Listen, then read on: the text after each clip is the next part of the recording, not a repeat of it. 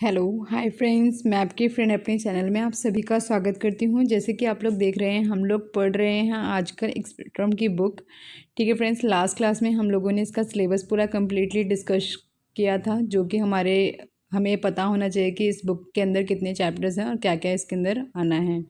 ठीक है, तो आज की क्लास में हम लोग करेंगे चैप्टर फर्स्ट, जो कि आप लोग देख रहे हैं चैप्टर फर्स्ट।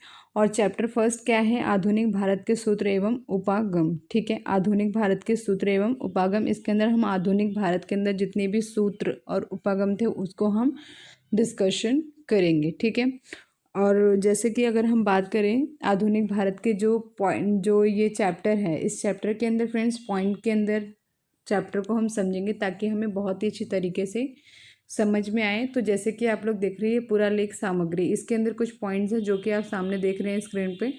हम इन पॉइंट्स को तो डिस्कस करेंगे, लेकिन पर इससे पहले ये फर्स्ट पॉइंट के पॉइंट्स हैं, इससे पहले हम डिस्कस करेंगे इस चैप्टर के बारे में, ताकि इस चैप्टर के अंदर क्या क्या चीज़ें हैं उसको हमें क्लियरली समझ में आए। अगर आप इस चीज़ को समझ गए फ्रेंड्स, तो आपको पॉइंट भी डिस्कशन करने से क्या होता है कि मैं आपको जस्ट ये बात बताना चाहती हूँ कि अगर हम चैप्टर्स को डिस्कस कर लेंगे तो आपको पता है कि पॉइंट्स को हमें डिस्कशन करने की कोई ज़रूरत नहीं है, लेकिन पर फिर भी हम करेंगे, क्योंकि मैंने प्रॉमिस किया है आपसे कि हर एक एग्ज़ाम में, कोई भी एग्ज़ाम आए, आप कुछ भी इसमें से छोड़ के नहीं आएंगे। तो इसलिए हम चैप्टर को समझने की पूरी कोशिश करेंगे। ठीक है फ्रेंड्स, तो ये जो फर्स्ट आप चैप्टर देख रहे हैं, आधुनिक भारत के सूत्र एवं उपागम, इसमें फ्रेंड्स क्या था कि आधुनिक, अगर हम भारत के इतिहास की बात करते हैं, भारत के इतिहास में क्या हुआ था कि भारत में जब यूरोपियन का आगमन, मतलब जब यूरोपियन हमारे देश में आए थे,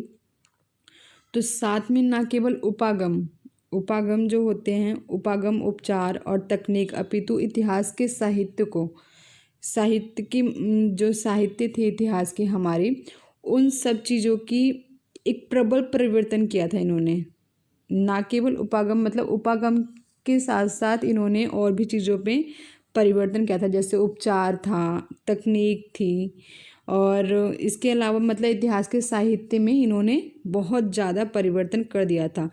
और जैसे उस टाइम की स्थिति थी फ्रेंड्स, अगर हम उस टाइम की स्थिति की बात करें, इन काल अवधि जो थी 18वीं शताब्दी से लेके, और इनका जो टाइमिंग था वो 18वीं शताब्दी से 20 शताब्दी तक का टाइमिंग था यूरोपियन का।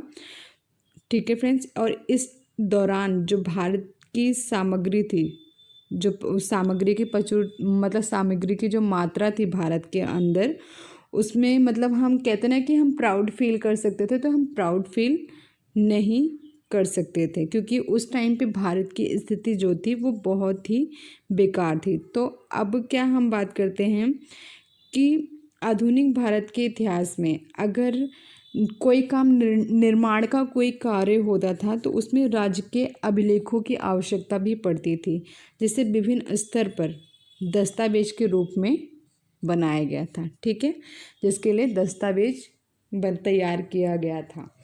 तो फ्रेंड्स, हम दस्तावेज की बात करेंगे, जहाँ पे आप देख लें पुरालेखीय सामग्री। पुरालेखीय सामग्री का मतलब क्या होता है? जो पुरानी चीज़ें लिखित के रूप में पड़ी रहती हैं उसे कहते हैं पुरालेखीय सामग्री, और दस्तावेज एक होता है बकायदा। ठीक है, तो अब हम बात करते हैं ईस्ट इंडिया कंपनी के अभिलेखों की। तो ईस्ट इंडिया की कंपनी का जो अभिलेख था वो 1600 से आपका 1857 तक की काल अवधि के दौरान ही व्यापार की दशाओं को, मतलब इस टाइम पे जो अवधि थी, ये इनकी व्यापार की अवधि थी। इस टाइम पे व्यापार की दशाओं को एक विस्तृत वर्णन हमें इस पुरालेखीय सामग्री के दस्तावेज में मिलता है। ठीक है, उसमें इन्होंने जो भी ये कार्य करते थे, जो भी ये व्यवसाय स्टार्ट करते थे, उसमें उसका पूरा बकायदा दस्तावेज बना के स्टार्ट करते थे, ताकि आपको पता है कि आजकल के टाइम पे जो आज का भारत है, इसमें भी हम पूरा एक दस्तावेज बना के तैयार करके तभी हम किसी व्यवसाय को स्टार्ट करते थे। तो इन्होंने जब व्यवसाय भी किया तो इन्होंने क्या किया था फ्रेंड्स? व्यवसाय करने के लिए यूरोपियन को क्या क्या चाहिए था, ब्रिटिश को क्या चाहिए था कि इनको चाहिए था कि एक बड़ी मात्रा में क्षेत्र। तो इन्होंने भारत की बहुत ही ज़्यादा मात्रा में, जितना हमारा पूरा भारत था, इन्होंने बहुत अधिक क्षेत्रों में इन्होंने क्या किया था, कब्जा करके वहाँ पे वहाँ पे कब्जा करके व्यवसाय कर रहे थे। अगर हम नीति की बात करें, ठीक है, इसमें नीतियों की और लिखित के रूप में होती थी, ठीक है। व्यवसाय और लेनदार प्रमाण, जैसे मैंने आपको बताया, इन्होंने सारा कार्य जितना था, गुप्त पत्र भेजना, किसी को व्यवसाय के लिए कोई पत्र तैयार करना, परामर्श देना या कार्रवाई करना, या समाचार पत्र के माध्यम से ये सारी चीज़ें तैयार की जाती थी, जिससे पुरालेखीय सामग्री में शामिल किया गया था, ठीक है। तो इसके अलावा अगर हम बात करते हैं थोड़ा सा देश के बारे में, इन्होंने यहाँ तक कि इतने मतलब ये यूरोप के लोग जो थे वो इतने बेकार जैसे बोला जाए, या फिर अगर हम अपनी भाषा में बात करें तो बहुत ही कमीन टाइप के ऐसे लोग थे ये लोग, कि इन्होंने जब इनकी ब्रिटिश की महारानी क्राउन थी, उन्होंने जब सत्ता को संभाला था, उनसे एक बड़ी परीक्षण करके हमें चरणबद्ध प्रत्येक मुख्य घटनाओं का विकास के समझ सकते हैं, ठीक है फ्रेंड्स। जो उस टाइम पे यहाँ तक कि जो उनका जो दस्तावेज़ तैयार किया गया, जो दस्तावेज पहले का बनाया गया था, वो उनसे भी सुरक्षित रखा गया था और उनका भी बाकायदा वो बनाया गया था, ठीक है। मतलब क्या बनाया गया था, उनका भी एक पुरालेखीय सामग्री पत्र बनाया गया था, ठीक है। इसके अलावा अगर हम बात करते हैं कि इस टाइम पे नीति निर्माताओं, मनोवैज्ञानिक, निर्माल, ठीक है, इन सब चीज़ों की प्रक्रिया का अनुगमन कर सकते थे, ठीक है। इन सारी चीज़ों का भी हम अनुगमन कर सकते थे, मतलब रियलाइज़ कर सकते थे, ठीक है। और हम नेक्स्ट देखते हैं, थोड़ा सा इसको इरेज करते हैं पहले। तो फ्रेंड्स एक चीज़ और मैं आपको बताती हूँ, मैंने आपसे कहा कि जो क्राउन महारानी थी उनसे कुछ सुरक्षित रखा गया था, तो वो क्या सुरक्षित रखा गया था, राजकीय अभिलेखों को सुरक्षित रखा गया था। उस टाइम पे क्या था फ्रेंड्स, जब उन्होंने राजकीय अभिलेखों को सुरक्षित रखा गया था, लेकिन पर जो ये अभिलेख थे, इनके द्वारा अगर हम चरण कहते हैं स्टेप बाय स्टेप अगर हम चलते हैं, तो हम किसी भी चीज़ का मतलब उसका हम कहते हैं ना कि जांच पड़ताल करके हम सही एक रास्ता निकाल सकते हैं या सही हम निर्णय ले सकते हैं, तो वो इन पत्रों के ज़रिए ही होता था, ठीक है। इसके अलावा अगर मैं बात करती हूँ कि फ्रेंड्स ये जो हमारा जो टाइमिंग था 1600 से लेके 1897 का जो टाइमिंग था, इस टाइम पे हमारे देश में कौन कौन से लोग आए थे, पुर्तगाली आए थे, ठीक है, और इसके अलावा आए थे डच एंड फ्रांसीसी, ठीक है। ये 3 तरह के लोग आए थे जिनका अभिलेख में 1700 से लेके 20वीं शताब्दी के इतिहास में सृजनात्मक उपयोगी था, ठीक है। मतलब ये बहुत ही ज़्यादा मात्रा में जो इनका जो टाइमिंग था, उस टाइमिंग को हम पढ़ेंगे जो जिसमें इन्होंने बहुत सारे कार्य हमारे देश के अंदर किए थे, ठीक है।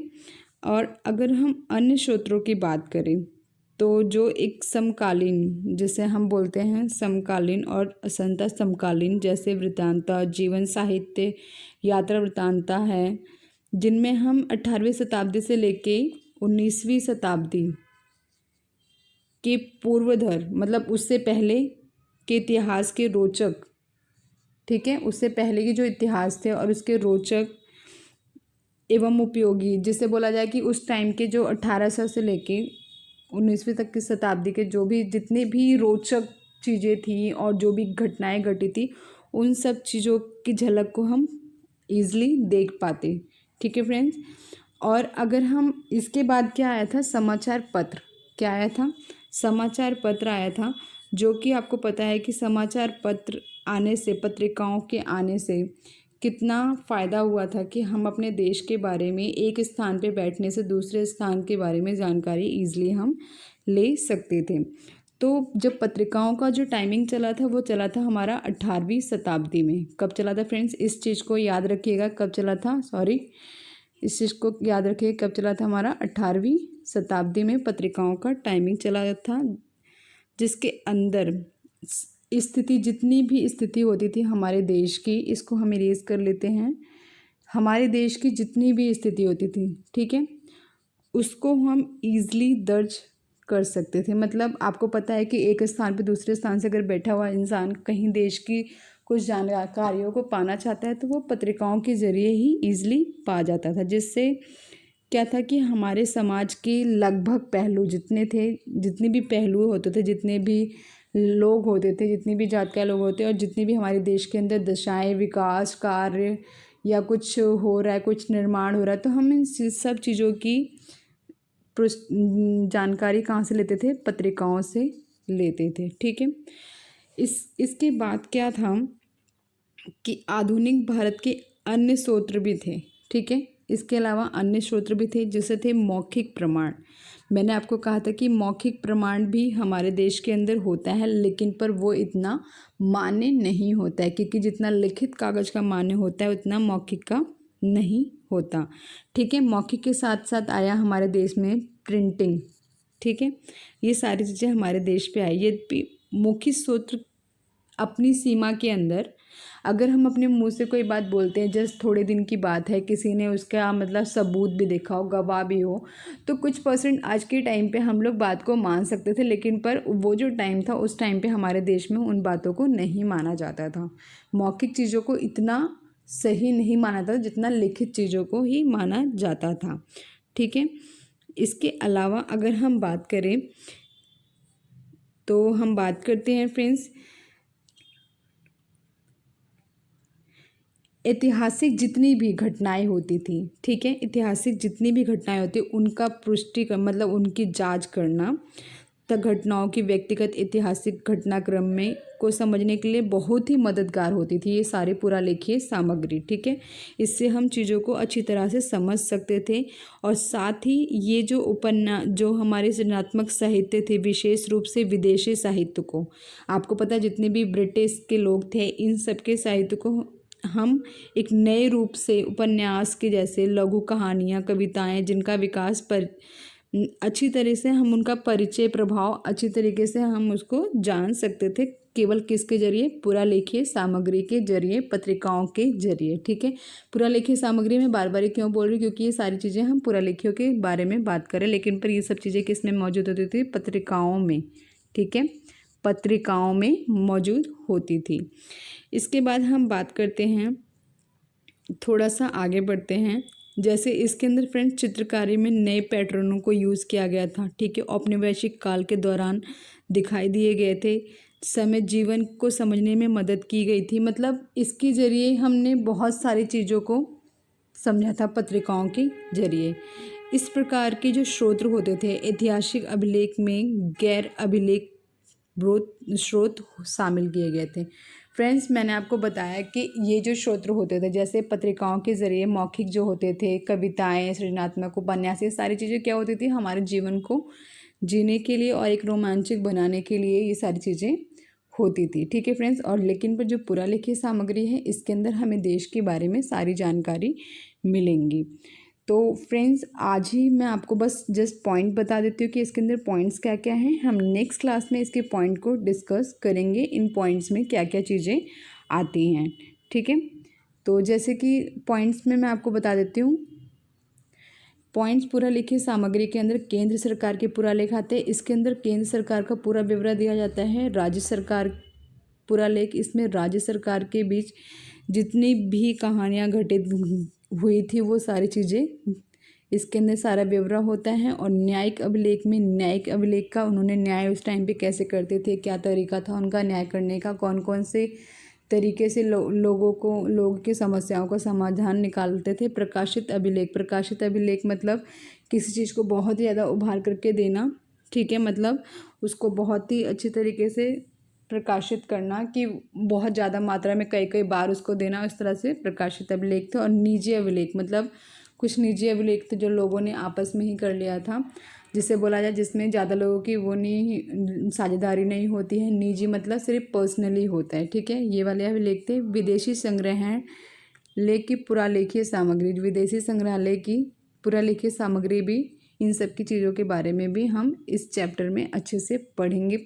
जिससे हमारे सारे पॉइंट्स क्लियर हो जाएंगे। तो फ्रेंड्स, अगर हम बात करें क्वेश्चंस की, तो अगर जितना हमने पढ़ा है अभी, जितना हमने इस चैप्टर को समझा है, अगर इन्हीं से ही आप क्वेश्चंस को बनाना चाहें तो बहुत ही ईजिली बना सकते हैं। जैसे कि मैं आपको एक क्वेश्चन बोलती हूँ, आप लोग भी क्वेश्चन को थोड़ा एक बारी नोट डाउन कीजिएगा।